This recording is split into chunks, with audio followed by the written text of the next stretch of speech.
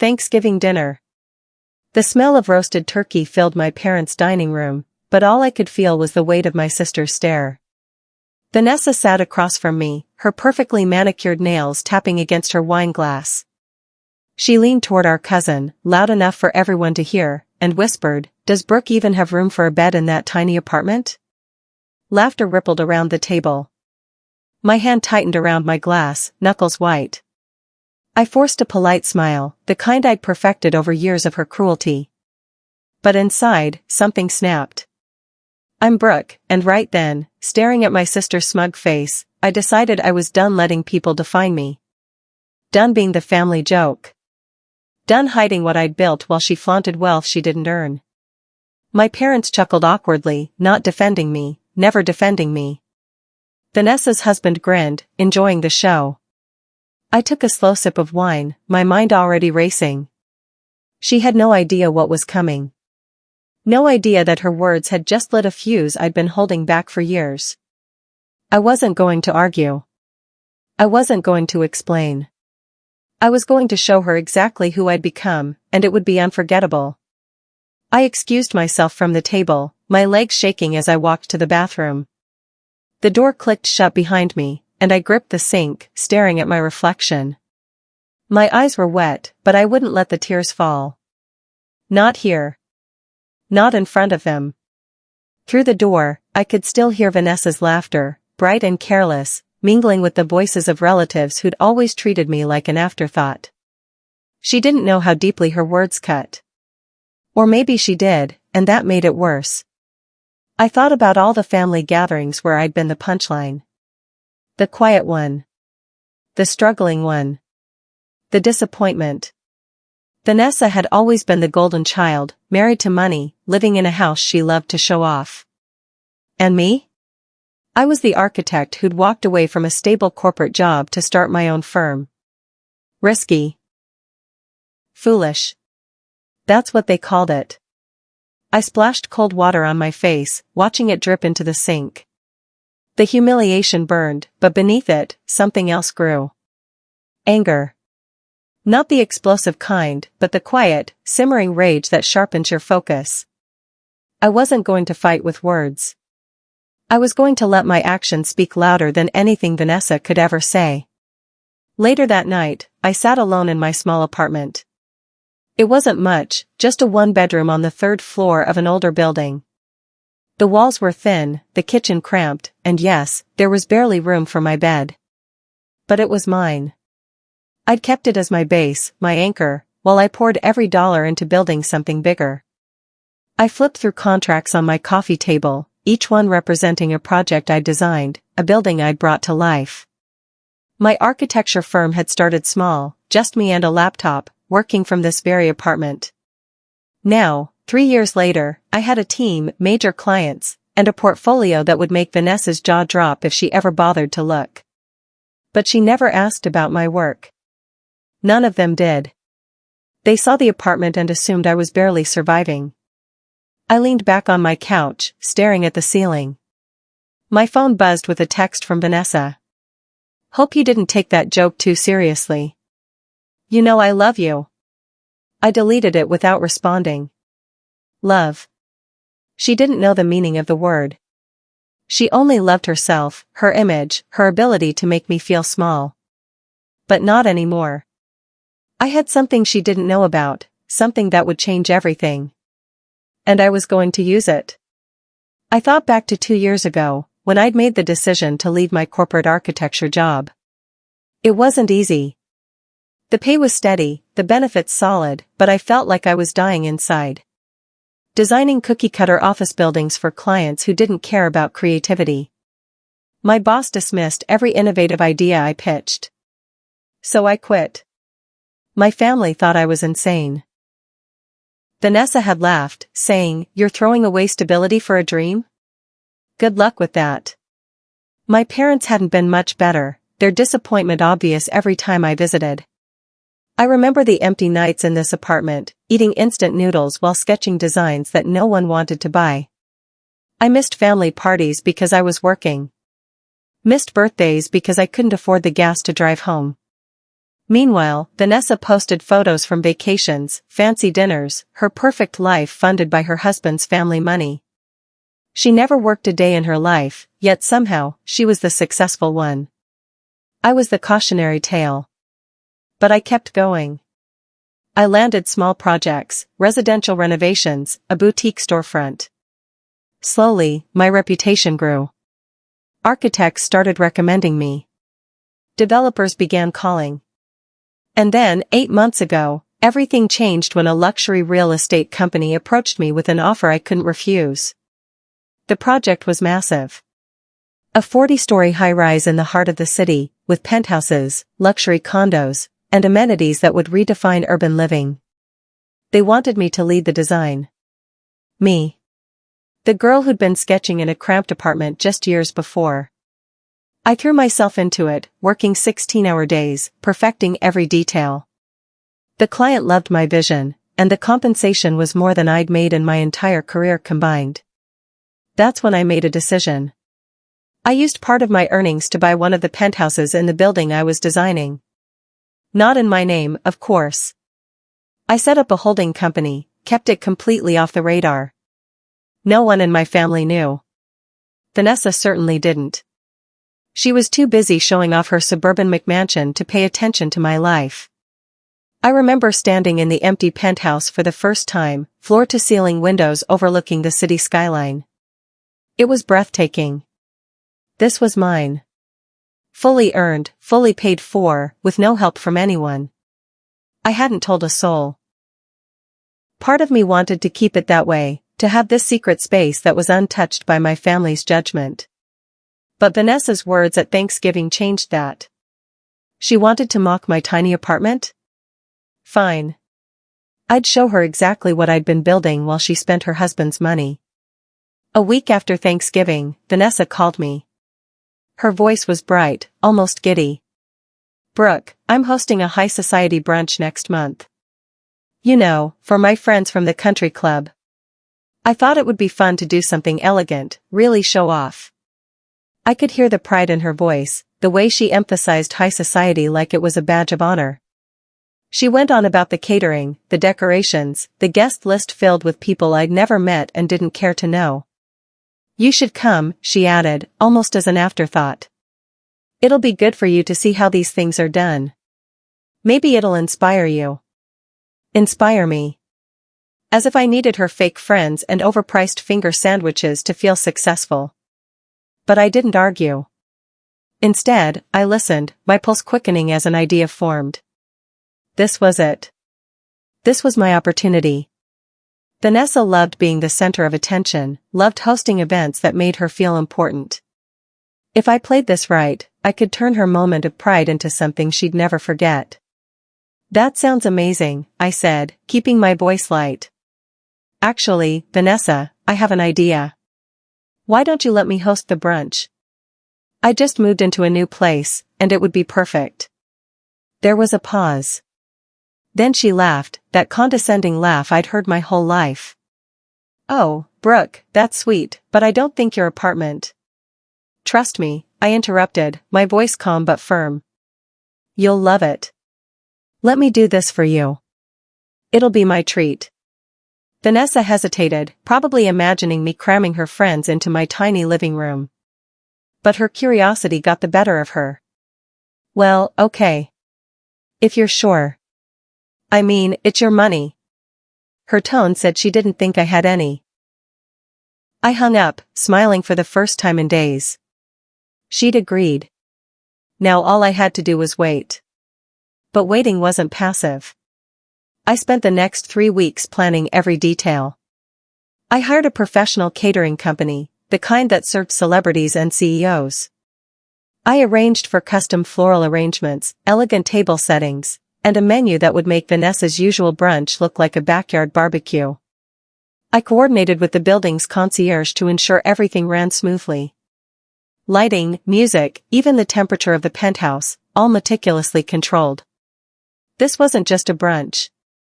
It was a statement. I wasn't being petty. I was being precise. Every decision was intentional, designed to showcase not just wealth, but taste, sophistication, and the kind of success that couldn't be bought, only earned. Vanessa thought she was coming to humor me, to see my sad little attempt at hosting. She had no idea she was walking into a carefully constructed revelation that would shatter every assumption she'd ever made about me. The morning of the brunch, I woke up early. My penthouse was already set up, the catering team having arrived at dawn to arrange everything. I walked through the space, checking each detail. The marble countertops gleamed under soft lighting. The living room, with its floor-to-ceiling windows, framed the city skyline like a painting. Fresh flowers adorned every table, their scent subtle but elegant. Champagne chilled in crystal buckets. The dining table, set for 12, looked like something out of a luxury magazine. I'd chosen everything myself, from the linen napkins to the gold-rimmed plates. This was my design, my vision, brought to life. I stood by the window, looking out over the city. Somewhere out there was my old apartment, the one Vanessa had mocked. I'd kept it, refusing to let go of the place that had seen my lowest moments. It reminded me of how far I'd come. But today wasn't about nostalgia. Today was about showing Vanessa the truth. I didn't need her approval. I didn't need her to understand my journey. I just needed her to see the result. My phone buzzed. A text from Vanessa, on my way. Can't wait to see your new place. I smiled, imagining her face in about 30 minutes. She was bringing her friends, the ones who'd probably heard all about my tiny apartment and were expecting a good laugh. They were in for a surprise. Vanessa and her friends arrived at the building's lobby right on time. I watched from my penthouse security camera, the one connected to my phone, as they stepped through the sleek glass doors. Vanessa was dressed to impress, a designer dress and heels that clicked loudly on the marble floor. Her friends, for women I'd met briefly at family events, followed behind, their expressions curious but skeptical. I could almost hear their thoughts. They were expecting a dump, a cramped space where they'd have to pretend to be impressed. I took the private elevator down to meet them, stepping into the lobby with a warm smile. Vanessa. You look amazing, I said, pulling her into a quick hug. She hugged back, her perfume overwhelming. Brooke, this building is gorgeous. Did you move into one of the regular units? I didn't answer directly. Follow me, I said, gesturing toward the elevator. The lobby was already impressive, with its high ceilings, modern art, and soft music playing in the background. One of Vanessa's friends whispered, "This is fancy," but Vanessa just smiled, still thinking I was living in some mediocre apartment within this upscale building. We stepped into the elevator, and I pressed the button for the top floor. Vanessa glanced at the panel, her brow furrowing. Top floor? She asked. I nodded, saying nothing. The elevator was silent except for the soft hum of machinery. Vanessa's friends exchanged glances, their curiosity growing. As the elevator climbed, I watched Vanessa's reflection in the polished steel walls.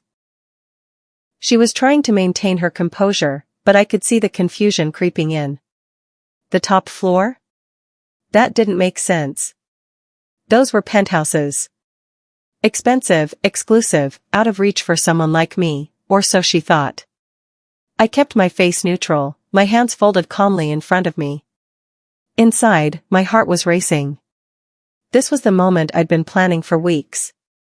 The moment where everything shifted. The elevator dinged, and the doors slid open. We stepped into a private hallway, just one door at the end. My door. Vanessa's eyes widened. Brooke, is this? I unlocked the door and pushed it open, stepping aside to let them in first. The reaction was immediate. Vanessa froze in the doorway, her mouth falling open. Her friends gasped, their eyes sweeping across the space. Floor-to-ceiling windows bathed the penthouse in natural light, the city skyline stretching endlessly beyond. The open floor plan revealed a living room with sleek, modern furniture, a dining area set for brunch, and a kitchen with marble countertops and high-end appliances. Art hung on the walls, carefully curated pieces that added sophistication without feeling showy. Everything was perfect. Vanessa stepped inside slowly, her heels clicking on the hardwood floor. She looked around, her expression a mix of shock and disbelief. How did you? She started, but her voice trailed off. I smiled, offering her a glass of champagne from the tray on the counter. Welcome to my home. Vanessa took the champagne, but she didn't drink it. She just stared at me, her mind clearly racing. Her friends, however, were less subtle. They wandered through the penthouse, exclaiming over every detail. This view is insane, one said, pressing her hands against the glass. Is this real marble? Another asked, running her fingers along the kitchen island. I answered their questions politely, explaining that yes, the marble was imported, and yes, I'd designed the layout myself. Vanessa finally found her voice. You designed this? I nodded. I designed the entire building, actually. This penthouse was part of the project. Her face went pale. I could see her trying to process it, trying to reconcile the sister she thought she knew with the woman standing in front of her. But, your apartment, she stammered. I thought you were barely getting by. I shrugged, taking a sip of my own champagne. I kept that apartment as a base. It's practical.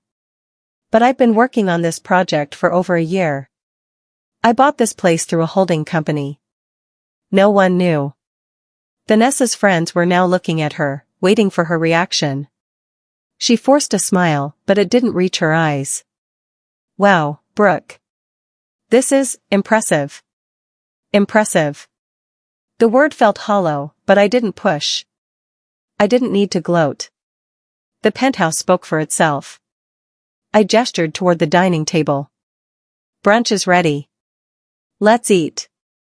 As we sat down, I watched Vanessa struggle to regain her composure. She was used to being the center of attention, the one everyone admired. Now, in my space, she was just another guest. The brunch unfolded beautifully. The catering team had outdone themselves. Each course was presented with elegance: smoked salmon with capers, fluffy omelets, fresh pastries, and fruit arranged like art. Vanessa's friends raved about the food, asking where I'd found the caterers. I mentioned the company's name casually, knowing it was the same one Vanessa had tried to book for her own event but couldn't afford. I saw her jaw tighten. Throughout the meal, I kept the conversation light. I asked about their lives, their families, their work. I was a gracious host, attentive and warm. But every so often, I'd drop a small detail about the penthouse. I chose these light fixtures because they complement the natural sunlight, I'd say, or the architect who designed this building really understood urban luxury, without mentioning that architect was me. Vanessa's friends picked up on the hints, their admiration growing. One of them, a woman named Claire, leaned forward and asked, "So, Brooke, how did you get into architecture?" I smiled, grateful for the opening. I explained my journey, leaving out the struggles but highlighting the successes. I mentioned the high-rise project, the clients who'd trusted my vision, the awards my firm had started to win. Vanessa sat quietly, sipping her champagne, her face a mask of forced politeness. Claire turned to her. "Vanessa, you must be so proud of your sister." Vanessa's smile was tight. Of course. I always knew she'd do well. After brunch, I offered to give them a tour of the penthouse. Vanessa's friends eagerly agreed, but Vanessa hesitated, her discomfort obvious. Still, she followed, not wanting to seem petty in front of her social circle. I led them through the master bedroom, with its king-sized bed and walk-in closet. Then the guest room, the home office with built-in shelves, and finally, the terrace. The terrace was the crown jewel. It wrapped around the penthouse, offering 360-degree views of the city. We stepped outside, the cool breeze carrying the hum of traffic far below. Vanessa's friends were speechless, taking photos and marveling at the skyline. I stood back, watching. This was the space I'd dreamed of for years. The proof that I'd made it, that I'd built something real. Vanessa walked to the edge, gripping the railing. She didn't look at the view. She looked down, her shoulders tense. "Brooke," she said quietly, so only I could hear. "Why didn't you tell me?" I turned to her, my expression calm. You never asked. Her eyes met mine, and for a moment, I saw something raw in them. Not just jealousy, but hurt. She'd built her identity around being the successful one, the enviable one. Now that foundation was crumbling. I thought you were struggling, she said, her voice barely a whisper. I was trying to help. I almost laughed. Help? By mocking my apartment in front of the whole family? She looked away, unable to answer. I didn't push further.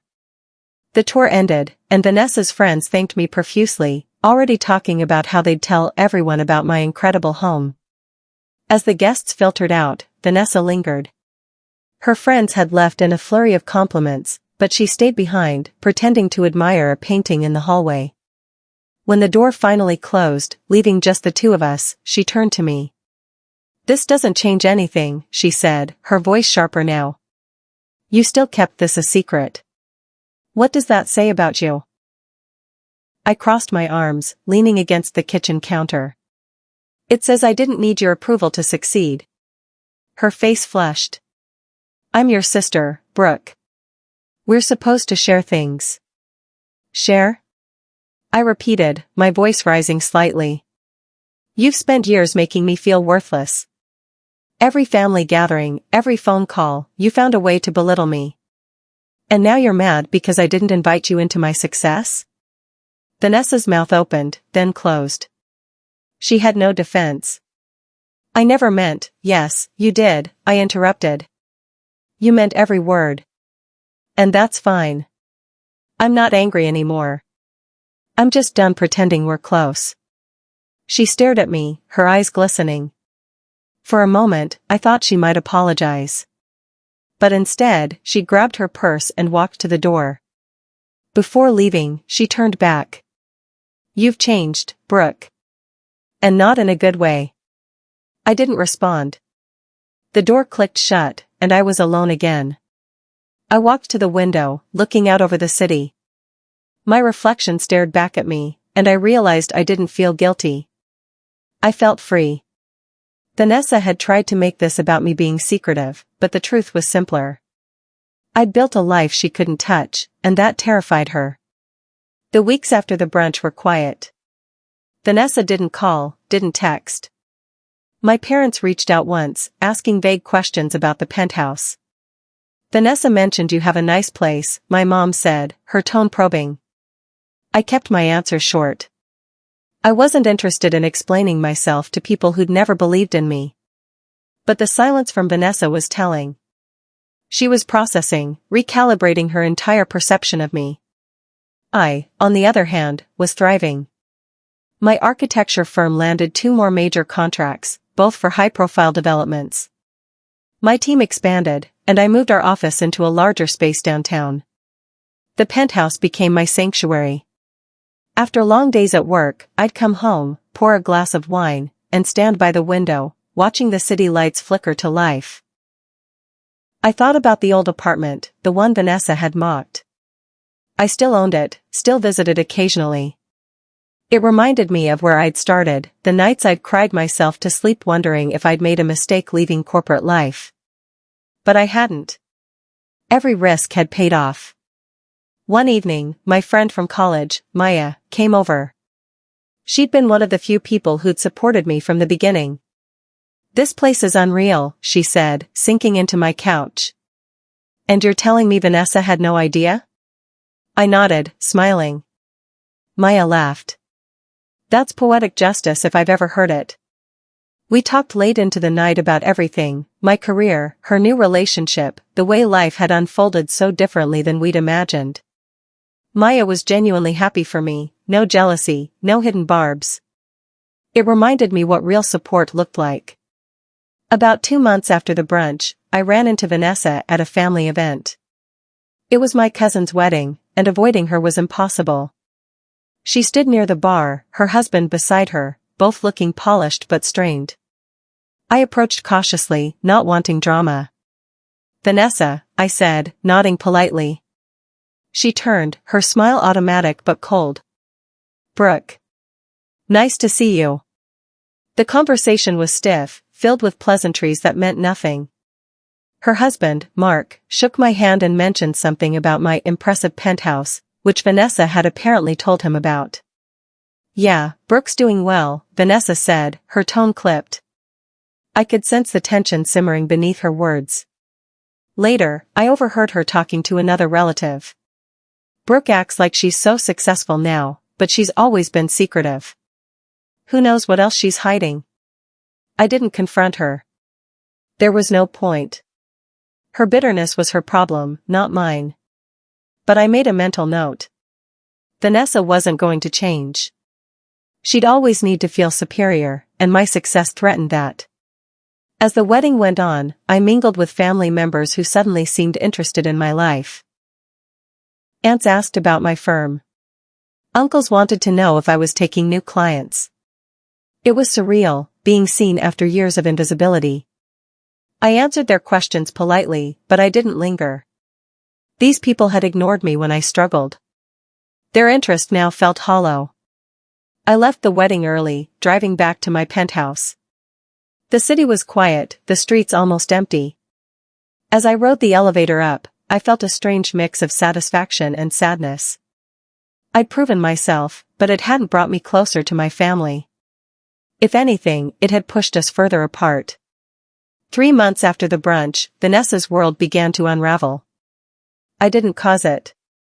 I didn't have to. Life has a way of exposing cracks that people try to hide. It started with Mark's business. He'd been running a consulting firm that, on the surface, looked successful. But rumors started circulating that he'd made some bad investments, losing clients' money in risky ventures. My parents mentioned it casually during a phone call. "Vanessa's been stressed," my mom said. Mark's business hit a rough patch. I didn't pry. It wasn't my business. But over the following weeks, more details emerged. Mark's firm was investigated for financial mismanagement. Clients sued. The company collapsed.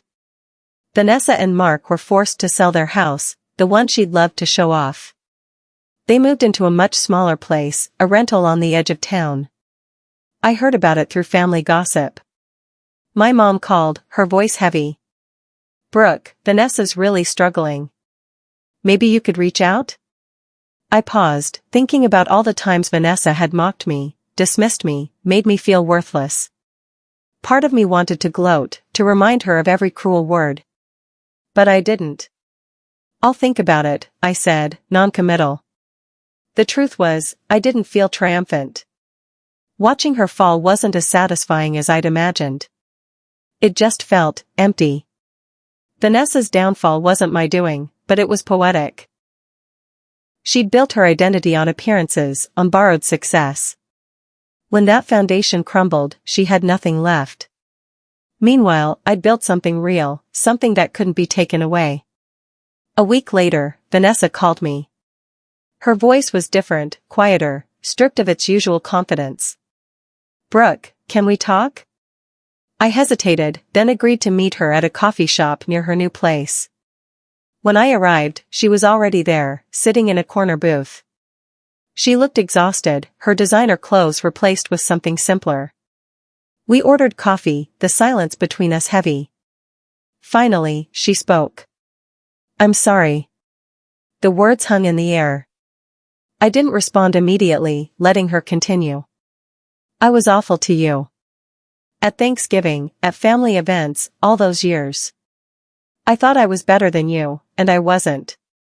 I was just luckier. And when that luck ran out, I realized how little I'd actually built on my own." Her eyes were red, like she'd been crying. I took a sip of my coffee, choosing my words carefully. "Vanessa, I appreciate the apology. I do. But it doesn't erase what you did." She nodded, tears spilling over. "I know. I needed you to know I'm sorry. I see you now, really see you, and I'm proud of what you've done. Even if I never said it before." I felt a knot loosen in my chest. This was the sister I'd wanted for years, the one who saw me as an equal. But I also knew people don't change overnight. "Thank you," I said. "That means something." We talked for another hour, not about her problems, but about us. Our childhood, the moments we'd shared before competition and jealousy poisoned everything. It wasn't a full reconciliation, but it was a start. When we parted, she hugged me tightly. I hope we can rebuild this. Over the next few months, Vanessa and I stayed in touch. It wasn't like before. We weren't close, but we were civil, occasionally meeting for coffee or texting about family events. She was working now, a job at a marketing firm, something she'd never had to do before. It humbled her. I didn't rub her struggles in her face. Instead, I offered quiet support, recommending her to a few contacts when she needed professional connections. It wasn't about forgiveness. It was about moving forward. Meanwhile, my life continued to flourish. I was invited to speak at architecture conferences, my designs featured in industry magazines. My firm became known for innovative, sustainable urban projects. The Penthouse remained my private sanctuary, a place I rarely invited anyone into. It was mine, untouched by judgment or expectation. One evening, I hosted a small gathering for close friends. Maya was there, along with a few colleagues and clients who'd become friends over the years. We laughed, shared stories, and toasted to success. Looking around the room, I realized this was my real family. Not blood, but people who saw me, supported me, and celebrated my wins without jealousy. As the night wound down, I stood by the window, watching the city. Someone asked me if I ever regretted keeping the Penthouse a secret for so long. I thought about it, then shook my head. No. It was mine to share when I was ready. And I'm glad I waited. That decision had protected me, given me space to build something unshakable. If I'd told them too soon, their doubt would have crept in, poisoned my confidence. Keeping it secret had been an act of self-preservation. A year after the brunch, I hosted a charity gala in my penthouse. It was for an organization that supported young architects from low-income backgrounds, something I was passionate about. The event was elegant, with over 50 guests, all influential in the design and real estate world. Vanessa wasn't invited. Not out of spite, but because this was my world now, separate from family drama. The night was a success. We raised a significant amount of money, and I gave a speech about the importance of supporting emerging talent. Standing in front of that crowd, I felt a sense of purpose I'd never experienced before. This was what success looked like. Not a big house or a fancy car, but the ability to lift others up. After the event, I received messages from attendees, praising the Penthouse and the cause. My firm's reputation soared. I was no longer just an architect. I was a leader, a mentor, someone people looked up to. I thought about Vanessa, wondered if she'd heard about the gala. Part of me hoped she had, not to hurt her, but to show her that success isn't about tearing others down. It's about building something meaningful. My phone buzzed. A text from Vanessa, "I heard about your gala. Proud of you, sis." I stared at the message for a long time before replying. Thank you. It was simple, but it felt like closure. We'd never be what we once were, but maybe that was okay. Some relationships aren't meant to be repaired, just redefined. As the months passed, I found peace in my new life. The Penthouse became more than just a symbol of success. It was a space where I could breathe, create, and exist without the weight of others' expectations. I started dating someone I'd met at a conference, a fellow architect who understood the demands of the job. We'd spend evenings discussing projects, challenging each other's ideas, and dreaming about future collaborations. It was refreshing, being with someone who saw me as an equal, not a project to fix or a threat to their ego. Vanessa and I maintained our distance, checking in occasionally but never diving too deep. She was rebuilding her life, slowly, and I respected that. I didn't need her to fail for me to feel successful. My parents, however, struggled with the shift. They'd spent so long praising Vanessa and overlooking me that they didn't know how to relate to my success.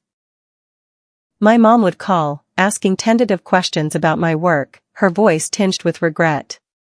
My dad, always distant, remained so. I didn't push for more. I'd stopped needing their approval years ago.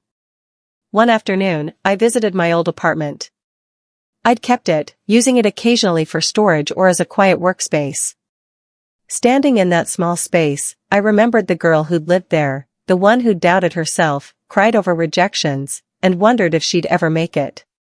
I wanted to tell her she would. That every sleepless night, every sacrifice, would lead to something beautiful. I locked the door, knowing I'd probably never live there again. But I'd never sell it either. It was a reminder of where I'd started. The following year, I was featured in a major architecture magazine. The article highlighted my work, the Penthouse, and my journey from corporate architect to successful firm owner. The photos were stunning, showcasing the high-rise I'd designed and the penthouse I called home. When the issue came out, my phone exploded with messages. Colleagues congratulated me. Clients reached out with new projects. Even distant family members I hadn't heard from in years sent texts. Vanessa called. I saw the article. You look amazing. The Penthouse, it's everything. Her voice was warm, genuine. I thanked her, and we talked briefly. There was no jealousy in her tone, just admiration. It felt strange, but good. My parents also reached out, their pride finally evident. My mom cried on the phone, saying she wished she'd believed in me sooner. My dad, in his awkward way, admitted he'd been wrong. I appreciated their words, but I didn't need them. I'd already validated myself. The article opened new doors. I was invited to speak at universities, to mentor young architects, to consult on projects around the world. My firm expanded internationally, and I found myself traveling, designing buildings in cities I'd only dreamed of visiting. Through it all, the Penthouse remained my anchor. No matter where I went, I always came back to that space, to the city skyline that reminded me of how far I'd come. I stood by the window one evening, a glass of wine in hand, reflecting on everything. The mockery at Thanksgiving felt like a lifetime ago. Vanessa's words, once so sharp, had lost their power. I'd turned pain into fuel, humiliation into motivation. Years later, Vanessa and I found ourselves at another family gathering. This time, it was my parents' anniversary party. The room was filled with relatives, some I recognized, others I didn't. Vanessa approached me, her smile genuine. We hugged, a real hug, not the forced kind from before. You look happy, she said. I nodded. I am. We talked about our lives, her job, my latest project. She'd found stability, a modest but fulfilling career. Her marriage had survived, though barely. She was different now, humbler, more grounded. At one point, she said, I think about that Thanksgiving a lot. What I said about your apartment. I shrugged. It's in the past. But it's not, she insisted. It changed things. It changed us. And honestly, I think it needed to happen. I needed to see who I'd become, and you needed to stop caring what I thought. She was right. That moment had been a catalyst, forcing both of us to confront uncomfortable truths. I don't regret how things turned out, I said. I needed that push. Vanessa smiled, a sad but accepting smile. I'm glad you made it, Brooke. Really. As the party went on, I mingled with family, no longer the invisible one. They asked about my work, my travels, my life. I answered politely, but I didn't stay long. I'd learned that validation from them didn't matter anymore. I'd found it within myself. Driving home that night, I thought about the journey. From the girl crying in a cramped apartment to the woman who owned a penthouse she'd designed herself. It hadn't been easy, but it had been worth it. The hurt, the doubt, the endless nights of work, they'd all led to this moment of clarity. I wasn't defined by my family's opinions. I was defined by what I'd built with my own hands. The years that followed brought more success than I'd ever imagined. My firm became internationally recognized, our projects winning awards and setting new standards in sustainable urban design. I opened offices in 3 major cities, hired talented architects who shared my vision, and mentored dozens of young professionals. The Penthouse remained my home base, though I traveled constantly. I'd added personal touches over the years, artwork from my trips, photographs from project sites, books that lined custom-built shelves. It was no longer just a symbol of success. It was truly home. Vanessa and I maintained a cordial relationship. We'd never be as close as sisters should be, but we'd found a comfortable distance. She'd text on birthdays, congratulate me on new projects, share updates about her life. There was no competition anymore, no hidden barbs. She'd accepted her path, and I'd forged mine. My parents grew older, their regret more obvious with each passing year. They'd mention, sometimes awkwardly, how proud they were of me. I'd thank them, but I'd long stopped seeking their approval. The validation I'd craved as a young woman no longer held power. I'd learned the most important lesson: your worth isn't determined by others. One evening, I hosted a dinner at the Penthouse for my team. We'd just completed a major project, a mixed-use development that would house hundreds of families and small businesses. As we celebrated, I looked around the table at the people who'd helped build this success. They weren't just employees. They were collaborators, friends, people who believed in the same vision. Later that night, after everyone had left, I stood alone by the floor-to-ceiling windows. The city stretched endlessly before me, lights twinkling like stars. I thought about Vanessa's cruel words at that Thanksgiving dinner, how they'd cut so deep. At the time, they'd felt like the final confirmation of my worthlessness. But they'd actually been a gift. They'd forced me to stop seeking approval from people who couldn't see my value. They'd pushed me to prove myself, not to them, but to me. I'd built this penthouse, this career, this life on my own terms. No one had handed it to me. No one had believed in me when it mattered most. I'd done it alone, and that made it infinitely more meaningful. The best revenge wasn't proving them wrong. It wasn't the shocked look on Vanessa's face when she saw the penthouse or the awkward apologies from my parents. The best revenge was this. Standing in a home I'd designed, living a life I'd built, surrounded by people who respected me, and feeling genuinely, completely at peace. Vanessa's mockery couldn't touch me anymore. My parents' doubt couldn't reach me. I'd risen above their expectations and limitations, not through anger or spite, but through relentless focus on my own path. I walked to my desk and opened my laptop, already thinking about the next project. There was always another building to design, another vision to bring to life. The city lights glowed beyond my window, and I smiled. This was my life. Unshakable, fully earned, and beautifully, impossibly mine.